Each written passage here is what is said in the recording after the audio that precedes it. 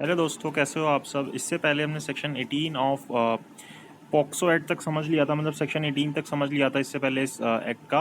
अगर आपको उसके अंदर कोई भी डाउट वगैरह हो तो आप मेरे को कमेंट बॉक्स में कमेंट कर सकते हैं, मैं उसका जवाब दे दूंगा। और इस वीडियो को देखने से पहले उन दो वीडियोस को ज़रूर देखिएगा जिसके अंदर हमने सेक्शन 15 तक समझा था एक वीडियो में, और एक वीडियो में हमने सेक्शन 16 से 18 तक समझा था। अगर आप उसको देखोगे तो आपको बहुत अच्छे से चीज़ें समझ आएंगी कि किस तरीके से ऑफेंसेस होते हैं, क्या डेफिनेशंस होती हैं, और अटेम्प्ट करने पे, अबेट करने पे क्या ऑफेंस होता है। तो वो सारी चीज़ें हमने यहाँ पे देखी थी। अब हम आते हैं सेक्शन 19 के ऊपर कि जब कोई ऑफेंस होता है तो उस मतलब जैसे एक तो हम सीआरपीसी फॉलो करते हैं, और एक हमारे पास जैसे जो कोई भी जुवेनाइल रिलेटेड केसेस होते हैं, जो जिसके अंदर कोई ऐसे ऑफेंसेस होते हैं जुवेनाइल में जिसके अंदर कोई sexual assault, penetrative sexual assault, sexual harassment, pornography, इस तरीके के कोई ऑफेंसेस हो रहे होते हैं उन बच्चों के साथ जिनकी उम्र 18 साल से कम होती है। तो हम क्या प्रोसीजर फॉलो करते हैं उसके लिए यहाँ पे चैप्टर 5 के अंदर दिया गया है, जो कि सेक्शन 19 के अंदर सबसे पहले बताया गया है। तो देखिए, रिपोर्टिंग ऑफ ऑफेंसेस के अंदर क्या बोलता है कि not with standing anything contained in CrPC, भाई कुछ जो चीज़ है वो है सीआरपीसी में, any person including the child, कोई भी व्यक्ति हो, किसी भी व्यक्ति की बात हो रही है, चाहे वो बच्चा है चाहे वो बड़ा है, हु हैज़ एप्रीहेंशन, जिसके जिसके पास एप्रीहेंशन है कि कोई ऑफेंस जो है इस एक्ट के अंदर अकर हुआ है, कमिट हुआ है, या फिर उसको इस बात की नॉलेज है कि इस तरीके का कोई ऑफेंस जो है वो कमिट हो चुका है, मतलब लाइकली टू बी कमिटेड, कि ऐसा होने वाला है या फिर ऐसा हो चुका है। He shall provide such information to, तो मतलब मान लीजिए जैसे ए व्यक्ति है, ए की उम्र चाहे 20 साल है, ए की उम्र चाहे 16 साल है, अगर उसको ये बात पता चलती है कि भाई इस तरीके का ऑफेंस होने वाला है, या फिर उसको पता है कि इस तरीके का ऑफेंस हो चुका है, कौन सा जो हमने ऊपर सेक्शंस में पढ़े हैं कौन किस किस तरीके के ऑफेंसेस, तो उसको ये चीज़ की नॉलेज है। तो जब उसको इस बात की जानकारी होगी तो उसको क्या करना होगा, वो इन्फॉर्मेशन प्रोवाइड करनी होगी किसको, या तो स्पेशल जुवेनाइल पुलिस यूनिट को, या फिर जो भी उसके एरिया की लोकल पुलिस है उसको जाके उसको ये बात बतानी होगी। ठीक है, अब उसने ये रिपोर्ट दे दी। अब उस ये जो जब रिपोर्ट मिलेगी उसके बाद क्या होगा कि ये जो सबसेक्शन 1 के अंदर रिपोर्ट मिली, shall be ascribed an entry number and recorded in writing, कि उसको एक एंट्री नंबर मिलेगा और उसको राइटिंग में लिखा जाएगा। अब जब राइटिंग में लिख लिया गया तो उसको पढ़ के सुनाया जाएगा जिसने वो इन्फॉर्मेशन दी है। जैसे हम सीआरपीसी में देखते हैं वैसे ही यहाँ पे चीज़ चल रही है कि जैसे वो इन्फॉर्मेशन देता है तो फिर उसको जब एक एंट्री नंबर दिया गया, फिर उसको राइटिंग में लिखा गया, अब उसको पढ़ के सुनाया जाएगा कि भाई तूने ये बातें बोली हैं। अब जब उसको पढ़ के सुनाया जाएगा तो shall be entered in a book to be kept by the police unit, फिर उसको एंटर कर लिया जाएगा एक बुक के अंदर जो कि पुलिस यूनिट के द्वारा रखी जाती है। अब ये दो काम हो गए। उसके बाद क्या बोलते हैं, where the report under subsection 1 is given by child. अब ये तो एक नॉर्मल बताया इसने। अब मान लीजिए कि ये जो रिपोर्ट थी सबसेक्शन 1 के अंदर, जो रिपोर्ट मिली, जो इन्फॉर्मेशन मिली, वो किसी बच्चे के द्वारा दी गई, किसी चाइल्ड के द्वारा दी गई, तो उसको भी सबसेक्शन 2 के हिसाब से सिंपल लैंग्वेज के अंदर लिखा जाएगा, ताकि वो जो बात लिखी जा रही है वो उस बच्चे को समझ आ जाए। उसके अंदर कोई ज़्यादा मुश्किल वर्ड्स या ऐसी कोई चीज़ नहीं लिखी जाएगी जो बच्चे को समझना है, तो उसको बिल्कुल सिंपल लैंग्वेज में लिखा जाएगा। अब सब सेक्शन 4 बोलते हैं, अगर मान लीजिए जो उसके कंटेंट्स हैं वो ऐसी लैंग्वेज में लिखे जाते हैं जो कि उस बच्चे के द्वारा उसको समझ नहीं आते, या फिर ऐसा करना ज़रूरी लगता है, तो फिर एक ट्रांसलेटर या इंटरप्रेटर जिसके पास कुछ क्वालिफिकेशन या एक्सपीरियंस है, मतलब इस चीज़ ये काम करने का, तो फिर उसको बुलाया जाएगा, उसको एक एक फ़ीस पे की जाएगी, जो भी उसकी फ़ीस होगी, और उसके द्वारा उस बच्चे को वो चीज़ समझाई जाएगी जो भी उसके अंदर लिखी हुई है। अगर वो बच्चा वो उस बात को समझ नहीं पा रहा तो फिर इंटरप्रेटेटर या फिर जो भी ट्रांसलेटर है उसके द्वारा उसको ये समझाई जाएगी। फिर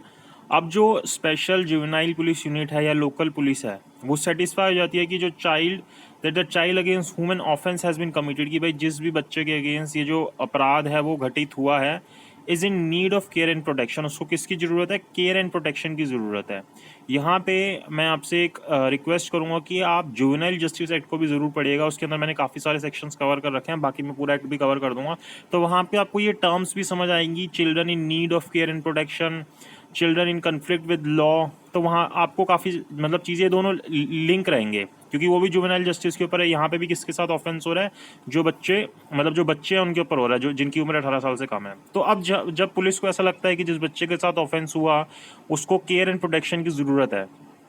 तो It shall, after recording the reasons in writing, make immediate arrangement to give him such care and protection, including admitting the child into shelter home. तो फिर पुलिस जो है सारे अपने अरेंजमेंट्स करके जो भी रीज़न वगैरह लिख के राइटिंग के अंदर उसको फिर वो केयर एंड प्रोटेक्शन देगी, चाहे उसको किसी शेल्टर होम में रखने की ज़रूरत पड़े या नियरेस्ट हॉस्पिटल लेके जाने की ज़रूरत पड़े, within 24 hours of the report as may be prescribe. 24 घंटे के अंदर अंदर पुलिस को ऐसा करना होगा। फिर जो ये जो स्पेशल जुवेनाइल पुलिस यूनिट है या फिर जो लोकल पुलिस है, shall without unnecessary delay but within a period of 24 hours report the matter to the child welfare committee and the special court or where no special court has been designed to the court of session। कि उसको within 24 hours ये जो matter है किसको किसको इसकी knowledge देनी होगी, मतलब किसको रिपोर्ट करना होगा, जो चाइल्ड वेलफेयर कमेटी है और जो स्पेशल कोर्ट है। ये दोनों चीज़ें भी हमने जुवेनाइल जस्टिस एक्ट में देखी थी कि चाइल्ड वेलफेयर कमेटी किस हिसाब से बनती है और स्पेशल कोर्ट किस हिसाब से बनते हैं। और अगर मान लीजिए कोई स्पेशल कोर्ट नहीं है तो जो भी उस एरिया का कोर्ट ऑफ सेशन है वहाँ पे इसको ये रिपोर्ट देनी होगी, दोनों जगहों पे देनी होगी, क्योंकि वर्ड क्या यूज हुआ है and, including the need of the child for care and protection and step taken in this regard. कि जो बच्चा है उसके रिगार्डिंग अगर उसको मान लीजिएगा वो केयर एंड प्रोटेक्शन की जरूरत में आता है उसके रिगार्डिंग क्या स्टेप्स लिए ये सारे भी बताने होंगे उस स्पेशल जुवेनाइल पुलिस यूनिट को या फिर लोकल पुलिस को। सबसेक्शन 7 बोलता है no person shall incur any liability whether civil or criminal for giving information in good faith for the purpose of subsection 1। कि उस पर्सन पे कोई भी liability नहीं आएगी, चाहे वो सिविल हो या क्रिमिनल हो, जिसने वो इन्फॉर्मेशन गुड फेथ के अंदर दी है सबसेक्शन 1 के अंदर। तो ये बातें हमें सेक्शन 19 के अंदर बताई गई हैं। अगर इसके अंदर आपको कोई भी डाउट है तो please do comment in comment box, I will surely reply for your doubt. अब देखिए सेक्शन 20 क्या बोलता है, obligation of media, studio and photographic facility to report cases. अब देखिए क्या बोलता है, any personal of the media, की कोई भी व्यक्ति हो मीडिया का या होटल का या लॉज का या हॉस्पिटल का, क्लब का, स्टूडियो का या किसी फोटोग्राफिक फैसिलिटीज़ का, कुछ भी नाम हो, called the irrespective of number of person employed therein, shall on coming across any material or object which is sexually exploitive of the child, including pornographic, sexually related or making obscene representation of the child or children through the use of any medium, shall provide such information to the special juvenile police unit or local police as the case may be। मतलब यहाँ पे duty बताई जा रही है कि कोई भी पर्सनल है, किसी भी मीडिया हाउस का, होटल का, किसी लॉज का, हॉस्पिटल का या क्लब का या स्टूडियो का या किसी भी फोटोग्राफिक फैसिलिटीज़ का, कुछ भी नाम से बोलो, वहाँ पे कितने भी नंबर ऑफ पर्सनस काम करते हो, अगर वो इस तरीके की किसी चीज़ के उनके सामने आता है, कोई भी मटेरियल या कोई भी ऑब्जेक्ट ऐसा आता है जो कि सेक्सुअली एक्सप्लोटिव है चाइल्ड के लिए, उसके अंदर चाहे वो पोर्नोग्राफिक चीज़ें आ गई या फिर सेक्सुअली रिलेटेड या making obscene representation of the child आ गई, तो ये जो सारी चीज़ें अगर उनके सामने आएंगी किसी भी मीडियम को यूज़ करते हुए, तो वो ये जो इन्फॉर्मेशन है उनको किसको प्रोवाइड करनी होगी, स्पेशल जुवेनाइल पुलिस यूनिट को या फिर लोकल पुलिस को, जो भी होगा, मतलब उस हिसाब से उनको इन्फॉर्मेशन प्रोवाइड करनी होगी। तो ये इनकी ड्यूटी है, इनकी ऑब्लिगेशन है, किसकी, किसी भी मीडिया हाउस की, स्टूडियो की या फोटोग्राफिक फैसिलिटी की, किसी भी हॉस्पिटल की, लॉज की, क्लब की, स्टूडियो की, तो ये इनको ऐसा करना ज़रूरी है। सेक्शन 21 आता है, अगर मान लीजिए punishment for failure to report और रिकॉर्ड अ केस, की क्या पनिशमेंट होगी अगर मान लीजिए इस तरीके का केस को रिपोर्ट नहीं किया गया या रिकॉर्ड नहीं किया गया। तो बताता है कि any person who fail to record the commission of an offence under sub section 1 of section 19, की अगर किसी व्यक्ति ने इस तरीके से जो सेक्शन 19 सब सेक्शन 1 के अंदर देखा था वो केस को रिपोर्ट नहीं करता, या फिर और सेक्शन 20 के अंदर वो रिपोर्ट नहीं करता, जैसे कोई media, studio house, photographic facilities, hotel, lodge, club, ये सब चीज़ें हो गई, हॉस्पिटल हो गए, मतलब ये कोई भी चीज़ हो गई, और वो fails to record such offence under sub section 2, और मान लीजिए कि वो फिर उस ऑफेंस को रिकॉर्ड नहीं करता, जैसे जो juvenile justice special juvenile unit थी, पुलिस यूनिट थी या फिर जो लोकल पुलिस थी, वो इसको रिकॉर्ड नहीं करती। तो अगर इस तरीके की कोई चीज़ होती है तो उसको फिर पनिशमेंट होगी जिसके अंदर उसको इम्प्रिजमेंट मिलेगी, ईदर डिस्क्रिप्शन की, मतलब कि रिग्रेस या सिंपल इम्प्रिजमेंट, जो कि 6 महीने से तक की हो सकती है, और फाइन लग सकता है या फिर दोनों चीज़ें भी उस व्यक्ति के ऊपर लग सकती है। फिर सबसेक्शन 2 बोलता है, any person being in charge of any company or institution by whatever name called who fails to report the commission of an offence under subsection 1 of section 19 in respect of the subordinate under his control shall be punish with imprisonment for a term which may extend to 1 year and with fine. तो अगर इस तरीके से कोई भी चीज़ होती है जो कि किसी कंपनी या किसी इंस्टीट्यूशन के अंदर होती है, किसी भी नाम से उसको बोलो, और अगर वो नहीं करता इस तरीके से, मतलब रिपोर्ट नहीं करता सेक्शन 19 सबसेक्शन 1 के हिसाब से, जो भी सबऑर्डिनेट जिसने भी ये चीज़ की थी जो उसके कंट्रोल के अंदर आ रहा है, तो फिर उसको पनिशमेंट मिलेगी जो कि 1 साल तक की हो सकती है, और फाइन भी लग सकता है साथ साथ, मतलब फाइन भी लगेगा साथ में। The provision of subsection 1 shall not apply to child under this act, लेकिन ये जो चीज़ें हैं बच्चे के ऊपर एप्लीकेबल नहीं होगा, मतलब बच्चे ने अगर इन्फॉर्मेशन नहीं दी तो उसको फिर सजा नहीं दी जाएगी। तो सेक्शन 19 एंड सेक्शन 20 से अंदर आप देखिए सेक्शन 22 में क्या बोलता है, पनिशमेंट फॉर फॉल्स कंप्लेंट और फॉल्स इन्फॉर्मेशन। अगर कोई गलत इन्फॉर्मेशन देता है या गलत कंप्लेंट करता है तो उसके अंदर भी सजा होगी कि अगर कोई भी व्यक्ति फॉल्स कंप्लेंट करता है या फॉल्स इन्फॉर्मेशन देता है किसी भी व्यक्ति के अगेंस्ट कि भाई उसने कौन सा ऑफेंस किया, सेक्शन 3, 5, 7 या 9 वाला, जिसके अंदर हमने penetrative sexual assault, aggravated penetrative sexual assault, sexual harassment और सेक्सुअल असॉल्ट, ये सब इस तरीके के ऑफेंसेस जो होते हैं वो बताए गए थे। तो इसके अगेंस्ट अगर कोई व्यक्ति गलत कंप्लेंट करता है, गलत इन्फॉर्मेशन देता है किसी भी पर्सन के रिगार्डिंग, ताकि उस व्यक्ति को ह्यूमिलेट किया जाए, एक्सटॉर्ट किया जाए या थ्रेटन किया जाए या डिफेम किया जाए उस व्यक्ति को, तो फिर अगर जो व्यक्ति इस तरीके से काम करता है उसको पनिशमेंट मिलेगी, जिसके अंदर पनिशमेंट में इम्प्रिजमेंट दी जाएगी जो कि 6 महीने तक की होगी और साथ में फाइन लग सकता है, दोनों भी हो सकते हैं। और जहाँ पे फॉल्स कंप्लेंट की गई या फॉल्स इन्फॉर्मेशन दी गई किसी बच्चे के द्वारा, तो फिर वहाँ पे कोई इस तरीके की पनिशमेंट नहीं होगी। फिर सबसेक्शन 3 बोलता है whoever not being a child makes false complaint or provide false information against a child. अब मान लीजिए कोई व्यक्ति जो कि बच्चा नहीं है लेकिन किसी बच्चे के अगेंस्ट इस तरीके से गलत इन्फॉर्मेशन या गलत कंप्लेंट करता है जो कि उसको पता भी है कि वो गलत है, thereby victimising such child in any offence under this act shall be punish with imprisonment which may extend to 1 year or with fine or both. तो यहाँ पे उसको 1 साल तक की सजा हो सकती है, फाइन लग सकता है, दोनों हो सकता है। मतलब किसी बड़े के साथ करोगे तो 6 महीने तक की है, अदरवाइज किसी बच्चे के साथ करोगे तो 1 साल तक की सजा हो जाएगी। अब देखिए प्रोसीजर फॉर मीडिया बता रखा है, क्या बोलते हैं, no person shall make any report or present comments on any child from any form of media or studio or photographic facility without having complete and authentic information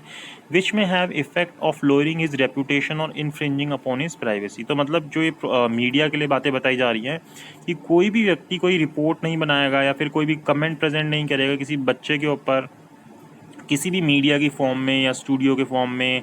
या photographic facilities के form में, जब तक कि उसको पूरी complete information नहीं है या ऑथेंटिक इन्फॉर्मेशन नहीं है। मतलब दोनों चीज़ें होनी चाहिए, कंप्लीट एंड ऑथेंटिक इन्फॉर्मेशन होनी चाहिए, जिससे कि उस बच्चे की रेप्यूटेशन जो है वो नीचे होगी या फिर जो उसकी प्राइवेसी है वो इन्फ्रिंज होगी।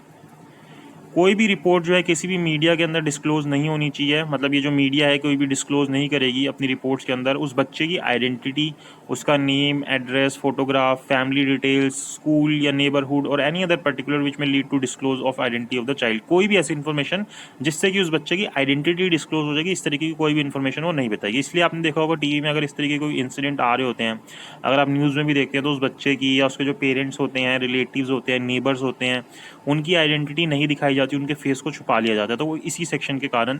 ऐसा किया जाता है।